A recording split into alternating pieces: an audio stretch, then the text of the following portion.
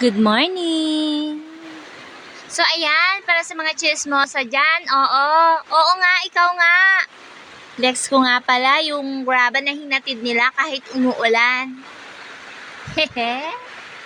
Actually, hindi ko siya inaasahan na ihahatid kasi nga sobrang lakas po ng ulan kanina at saka ngayon medyo umuulan-ulan pa din.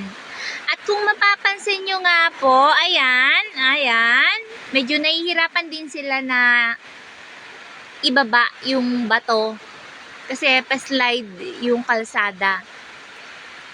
So natagalan sila siguro parang mga 2 to 3 minutes ata sila or 4 ganun. Parang nasa ganun yung tagal nila na mag-parking dyan kasi nahihirapan yung truck na i-slide siya Kapag pumupunta siya doon sa malapit dyan sa may graba, may slide yung gulong kaya nahihirapan sila